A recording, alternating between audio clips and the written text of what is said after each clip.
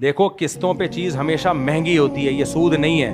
Cash पे हमेशा सस्ती होती है, किस्तों पे हमेशा महंगी होती है। वो इसलिए महंगी करके बेच रहा है कि भाई आप मुझे कोई फेवर तो दो ना, अगर आप देर से पैसे दोगे। तो ये बिल्कुल जायज़ है, कहीं से भी ये सूद नहीं है। सूद जब बनेगा जब आप कस्टमर को ये ऑफर करो कि ये चीज़ किस्तों पे, कैश पे 100 रुपए की और किस्तों पे 150 रुपए की।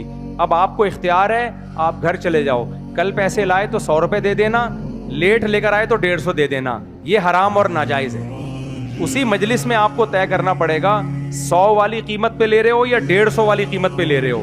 फिर जो कीमत डन हो गई उसमें अब चेंजिंग नहीं हो सकती। आप घड़ी बेच रहे हो, आप कह सकते हो भाई ये घड़ी कैश पे 5000 रुपए की है, किस्तों पे 10,000 रुपए की है और किस्तें हैं 1 साल की, फॉर एग्जाम्पल।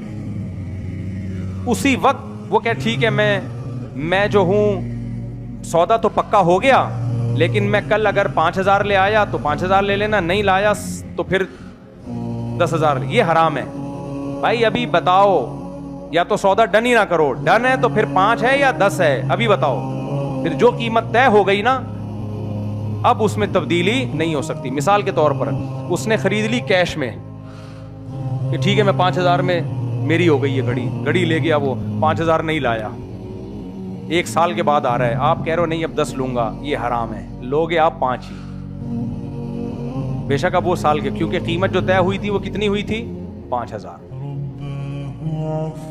बेशक आपको नुकसान है, लेकिन ये नुकसान बर्दाश्त करना पड़ेगा। आप कोई और केस कर दो उसके ऊपर, पुलिस भेज दो, पिटवा दो, गुंडों के हाथों, जो मर्जी करो, 5 के 10 नहीं होंगे अब। इसी तरह आपने उसको बेच दी है 10,000 में 1 साल की किस्तों पे, डन हो गया सौदा, कल वो आ रहा है कि ये 5 पकड़ और किस्तें माफ, ना ना ना, अब 10 ही देने पड़ेंगे आपको। इस बेस पे कमी नहीं हो सकती कि वो कैश पेमेंट कर रहा है, क्योंकि कीमत जब एक दफा तय हो गई अब उसमें कमी बेशी नहीं होगी।